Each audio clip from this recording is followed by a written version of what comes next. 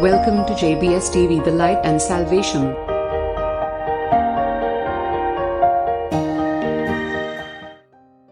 ಯೇಸು ಕ್ರಿಸ್ತನಲ್ಲಿ ಪ್ರಿಯರೇ, ನಾನು ನಿಮ್ಮ ಪ್ರೀತಿಯ ಜಾನ್ಮಧು. ಯೇಸು ಕ್ರಿಸ್ತನ ಸುವಾರ್ಥ ಸೇವೆಯಲ್ಲಿ ಇಂದು ನಾನು ನಿಮ್ಮ ಮುಂದೆ ಈ ಸಂಚಿಕೆಯ ಒಂದು ಮುಖ್ಯ ಉದ್ದೇಶವೇನೆಂದರೆ, ಕ್ರಿಶ್ಚಿಯನ್ ಸಮುದಾಯದವರನ್ನ ದೇವರ ವಾಕ್ಯಗಳಲ್ಲಿ ಅಂದರೆ ಬೈಬಲ್ ವಾಕ್ಯಗಳಲ್ಲಿ ಏನು ಬರೆಯಲ್ಪಟ್ಟಿದೆಯೋ ಅದರ ಮುಖಾಂತರ ಅವರನ್ನು ಆತ್ಮಿಕವಾಗಿ ಬಲಪಡಿಸುವ ಉದ್ದೇಶವನ್ನು ಹೊಂದಿದ್ದೇವೆ ಹೊರತು ಬೇರೆ ಯಾವುದೇ ದುರುದ್ದೇಶ ಹೊಂದಿರುವುದಿಲ್ಲ. ಬನ್ನಿ, ಈಗ ಕ್ರಿಶ್ಚಿಯನರು ಹಂದಿ ಮಾಂಸ ತಿನ್ನಬಹುದೇ? ಈ ವಿಷಯದ ಬಗ್ಗೆ ಬಹಳಷ್ಟು ಜನರು ಆಸಕ್ತಿ ಹೊಂದಿದ್ದಾರೆ. ಬೈಬಲ್ ಇದರ ಬಗ್ಗೆ ಏನು ಹೇಳುತ್ತದೆ? ಬೈಬಲ್ನಲ್ಲಿನ ಹಳೆಯ ಒಡಂಬಡಿಕೆಯ ಒಂದು ಆಜ್ಞೆಯಿಂದಾಗಿ ಹಂದಿ ಮಾಂಸದ ಸೇವನೆಯು ಕೆಲವರಿಗೆ ವಿವಾದದ ವಿಷಯವಾಗಿದೆ ಮತ್ತು ಈ ನಂಬಿಕೆಯ ಜನರು ಹಂದಿ ಮಾಂಸವನ್ನು ತಿನ್ನುವುದಿಲ್ಲ. ಆದರೆ ಕ್ರಿಶ್ಚಿಯನರು ಹಂದಿ ಮಾಂಸವನ್ನು ಏಕೆ ತಿನ್ನುತ್ತಾರೆ ಎಂಬ ಪ್ರಶ್ನೆಗೂ ಕೂಡ ಇದು ಕಾರಣವಾಗುತ್ತದೆ. ಕ್ರಿಶ್ಚಿಯನರು ಹಂದಿ ಮಾಂಸವನ್ನು ತಿನ್ನಬಹುದೇ ಎಂದು ಅನೇಕರು ಇಂದು ಕೇಳುತ್ತಾರೆ. ಸೊ ಅವರ ಎಲ್ಲಾ ಒತ್ತಾಯದ ಮೇರೆಗೆ ಈ ಸಂಚಿಕೆಯನ್ನು ಕೂಡ ಮಾಡುತ್ತಿದ್ದೇನೆ. ಬೈಬಲ್ ಪ್ರಕಾರ ಹಂದಿ ಮಾಂಸ ತಿನ್ನುವುದು ಪಾಪವೇ? ಈ ಪ್ರಶ್ನೆಗೆ ಸ್ಪಷ್ಟವಾದ ಉತ್ತರವೆಂದರೆ ಹೌದು ಮತ್ತು ಇಲ್ಲ. ಹಾಗಾದರೆ ಕ್ರಿಶ್ಚಿಯನರು ಹಂದಿ ಮಾಂಸವನ್ನು ತಿನ್ನಲು ಅನುಮತಿಸಲಾಗಿದೆಯೇ ಮತ್ತು ಹಂದಿ ಮಾಂಸವನ್ನು ತಿನ್ನುವುದನ್ನು ದೇವರು ಇದನ್ನು ಅನುಮೋದಿಸುತ್ತಾನೆಯೇ?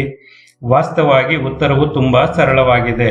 ಪ್ರಿಯ ಯೇಸು ಕ್ರಿಸ್ತನಲ್ಲಿ ಪ್ರಿಯರೇ, ಹಳೆಯ ಒಡಂಬಡಿಕೆಯ ಪ್ರಕಾರ ಹಂದಿ ಮಾಂಸವನ್ನು ತಿನ್ನಬಾರದು.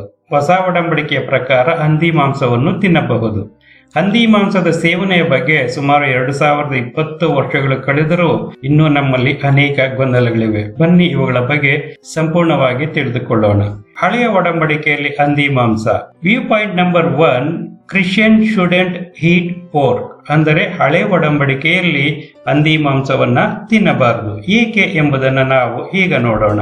ಹಳೆ ಒಡಂಬಡಿಕೆಯಲ್ಲಿ ಇಸ್ರಾಯೇಲ್ ಜನರಿಗೆ ಯಾವ ಆಹಾರಗಳನ್ನು ತಿನ್ನಬಹುದು ಮತ್ತು ತಿನ್ನಬಾರದು ಎಂಬುದರ ಕುರಿತು ಮಾರ್ಗದರ್ಶನ ನೀಡುತ್ತದೆ. ಹಳೆಯ ಒಡಂಬಡಿಕೆಯ ಯಾಜಕ ಕಾಂಡ 11ರ ಸಂಪೂರ್ಣ ಅಧ್ಯಾಯದಲ್ಲಿ ಅಶುದ್ಧ ಆಹಾರವನ್ನು ತಿನ್ನುವುದನ್ನ ಬೈಬಲ್ ನಿಷೇಧಿಸುತ್ತದೆ ಎಂದು ನೀವು ಕೇಳಿದ್ದೀರಾ ಮತ್ತು ಓದಿರುತ್ತೀರಾ. ಯಾಜಕ ಕಾಂಡ 11, 7 ಮತ್ತು 8ನೇ ವಚನಗಳಲ್ಲಿ ಹಂದಿಯ ಗೊರಸು ಸೀಳಿದೆ, ಆದರೆ ಅದು ಮೆಲುಕು ಹಾಕುವುದಿಲ್ಲವಾದ್ದರಿಂದ ಅದು ನಿಮಗೆ ಅಶುದ್ಧ, ಇವುಗಳ ಮಾಂಸವನ್ನು ನೀವು ತಿನ್ನಬಾರದು ಎಂದು ಬರೆಯಲ್ಪಟ್ಟಿದೆ. ಮತ್ತೆ ಇವುಗಳ ಎಣವನ್ನು ಕೂಡ ಮುಟ್ಟಬಾರದು, ಇವುಗಳು ಅಶುದ್ಧವೆಂದು ಎಣಿಸಬೇಕು ಎಂದು ಬರೆಯಲ್ಪಟ್ಟಿದೆ. ಧರ್ಮೋಪದೇಶ ಕಾಂಡ 14, 6ರಿಂದ 8ನೇ ವಚನಗಳಲ್ಲಿ ಯಾವ ಪ್ರಾಣಿಯ ಕಾಲ್ಗೊರಸು ಸೀಳಿದೆಯೋ ಅದು ಮೆಲುಕು ಹಾಕುವಂತಾದರೆ ಅದರ ಮಾಂಸವನ್ನು ತಿನ್ನಬಹುದು. ಆದರೆ ಯಾವ ಪ್ರಾಣಿಯು ಮೆಲುಕು ಹಾಕಿದರೂ ಗೊರಸು ಸೀಳಿರುವುದಿಲ್ಲವೋ ಮತ್ತು ಯಾವ ಪ್ರಾಣಿಯ ಗೊರಸು ಸೀಳಿದ್ದರೂ ಮೆಲುಕು ಹಾಕುವುದಿಲ್ಲವೋ ಅವುಗಳ ಮಾಂಸವನ್ನು ನೀವು ತಿನ್ನಬಾರದು. ಉದಾಹರಣೆಯಾಗಿ, ದುಷ್ಟಾಂತವಾಗಿ ಒಂಟೆ, ಮೊಲ, ಬೆಟ್ಟದ ಮೊಲ ಇವುಗಳು ಮೆಲುಕು ಹಾಕುವಂತವುಗಳಾದರೂ ಸೀಳುಗೊರಸು ಇಲ್ಲದ ಕಾರಣ ಇವು ನಿಮಗೆ ಅಶುದ್ಧ. ಮತ್ತೆ 8ನೇ ವಚನದಲ್ಲಿ ಈ ರೀತಿಯಾಗಿ ಬರೆಯಲ್ಪಡುತ್ತದೆ, ಹಂದಿಯ ಗೊರಸು ಸೀಳಿದ್ದರೂ ಅದು ಮೆಲುಕು ಹಾಕುವುದಿಲ್ಲವಾದ್ದರಿಂದ ಅದು ನಿಮಗೆ ಅಶುದ್ಧ, ಇವುಗಳ ಮಾಂಸವನ್ನು ನೀವು ತಿನ್ನಕೂಡದು, ಇವುಗಳ ಎಣವನ್ನು ಕೂಡ ನೀವು ಮುಟ್ಟಕೂಡದು ಎಂದು ಬರೆಯಲ್ಪಟ್ಟಿದೆ. ಪ್ರಿಯ ಯೇಸು ಕ್ರಿಸ್ತನಲ್ಲಿ ಪ್ರಿಯರೇ, ಹೀಗಾಗಿ ಈ ಮೇಲಿನ ಎಲ್ಲಾ ವಾಕ್ಯಗಳ ಪ್ರಕಾರ ಅಂದರೆ ಬೈಬಲ್ ಆಧಾರದ ಪ್ರಕಾರ ಹಳೆಯ ಒಡಂಬಡಿಕೆಯಲ್ಲಿ ಹಂದಿ ಮಾಂಸವನ್ನು ಕ್ರಿಶ್ಚಿಯನ್ ಜನಾಂಗ ತಿನ್ನಲು ಮತ್ತು ನೀವು ಹಂದಿ ಮಾಂಸವನ್ನು ಮುಟ್ಟಲು ಕೂಡ ಸಾಧ್ಯವಿಲ್ಲ. ಈ ಆಹಾರ ಅಶುದ್ಧವೆಂದು ಪರಿಗಣಿಸಲಾಗಿದೆ. ಹಾಗೆಯೇ ಹಳೆಯ ಒಡಂಬಡಿಕೆಯಲ್ಲಿ ಹಂದಿ ಮಾಂಸವನ್ನು ತಿನ್ನುವ ಬಗ್ಗೆ ಪ್ರವಾದಿಯಾದ ಯೆಶಾಯನ ಪುಸ್ತಕದಲ್ಲಿ ಒಂದು ದೇವರ ಭಾಷಣವಿದೆ. ಅಲ್ಲಿ ದೇವರು ಹಂದಿ ಮಾಂಸವನ್ನು ತಿನ್ನುವ ಜನರ ಬಗ್ಗೆ ನಕಾರಾತ್ಮಕವಾಗಿ ಮಾತನಾಡುತ್ತಾರೆ. ಯೆಶಾಯ ಅಧ್ಯಾಯ 65ರಲ್ಲಿ 4ನೇ ವಚನ ಈ ರೀತಿಯಾಗಿ ಇರುತ್ತದೆ, ಗುಪ್ತ ಸ್ಥಳಗಳಲ್ಲಿ ರಾತ್ರಿ ಕಳೆಯುತ್ತಾ ಹಂದಿಯ ಬಾಡು ತಿನ್ನುತ್ತಾ ಅಸಹ್ಯ ಪದಾರ್ಥಗಳನ್ನು ಸಾರನ್ನು ತಮ್ಮ ಗಂಗಳಗಳಲ್ಲಿ ಬಡಿಸಿಕೊಳ್ಳುತ್ತಾ ಅಲ್ಲಿ ನಿಂತಿರು, ಹತ್ತಿರ ಬರಬೇಡ, ನಾನು ಮಡಿವಂತನು, ನೀನು ಸೇರತಕ್ಕವನಲ್ಲ ಎಂದು. ಈ ವಾಕ್ಯಗಳ ಪ್ರಕಾರ ದೇವರು ಇಲ್ಲಿ ಕ್ರಿಶ್ಚಿಯನರು ಹಂದಿ ಮಾಂಸ ತಿನ್ನುವವರಿಗೆ ಹೇಳುತ್ತಿರುವುದೇನೆಂದರೆ, ಈ ಒಂದು ಹಂದಿ ಅಥವಾ ಅಸಹ್ಯ ಪದಾರ್ಥಗಳನ್ನ ತಮ್ಮ ನಾವು ಆಹಾರವಾಗಿ ಸೇವಿಸ್ತೇವೋ ಅವರು ನನ್ನ ಹತ್ತಿರ ಕೂಡ ನೀನು ಬರಬೇಡ, ಯಾಕೆಂದರೆ ನಾನು ಮಡಿವಂತನು ಅಂತ ವಾಕ್ಯವು ಹೇಳಲ್ಪಡುತ್ತದೆ. ಸೊ ದೇವರು ಮಡಿವಂತನಾಗಿರುವುದರಿಂದ ನಾವು ಕೂಡ ಮಡಿವಂತರಾಗಿರಬೇಕು.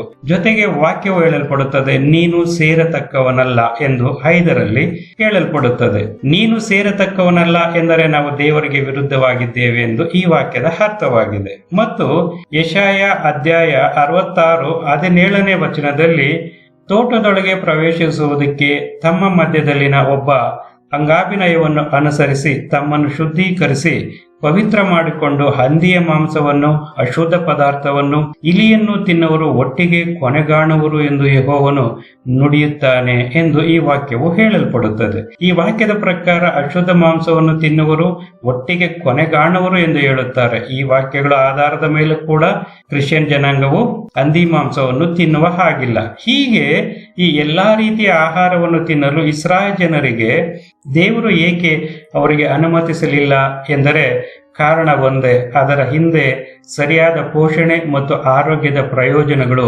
ಸ್ಪಷ್ಟವಾಗಿತ್ತು ಯೇಸು ಕ್ರಿಸ್ತನಲ್ಲಿ. ಪ್ರಿಯರೇ, ಹಾಗೆ ಹೊಸ ಒಡಂಬಡಿಕೆಯಲ್ಲಿ ನಾವು ಯೇಸು ಸ್ವಾಮಿಯವರು ಒಂದು ದೃಷ್ಟಾಂತವನ್ನು ತೆಗೆದುಕೊಳ್ಳೋಣ. ಮತ್ತಾಯನು ಬರೆದ ಸುವಾರ್ತೆಯ ಪುಸ್ತಕ 8ನೇ ಅಧ್ಯಾಯ 28ರಿಂದ 34ನೇ ವಚನಗಳು ನಾವು ಓದಿಕೊಂಡರೆ, ಯೇಸು ಸ್ವಾಮಿಯವರು ಗದರನೆರೆಸ್ ಎಂಬ ಒಂದು ಊರಿಗೆ ಅಲ್ಲಿ ಭೇಟಿ ಕೊಡುವ ಸ್ಥಳದಲ್ಲಿ 2 ದೆವ್ವ ಹಿಡಿದ ಪುರುಷರನ್ನ ನೋಡುತ್ತಾರೆ. ಅಲ್ಲಿ ಆತನು ಅವರಲ್ಲಿದ್ದ ದೆವ್ವಗಳನ್ನ ಹೊರಹಾಕುತ್ತಾನೆ. ಮತ್ತೆ ಹೊರಹಾಕಿದ ದೆವ್ವಗಳು ಹಂದಿಗಳ ಹಿಂಡಿಗೆ ಕಳಿಸುತ್ತಾನೆ.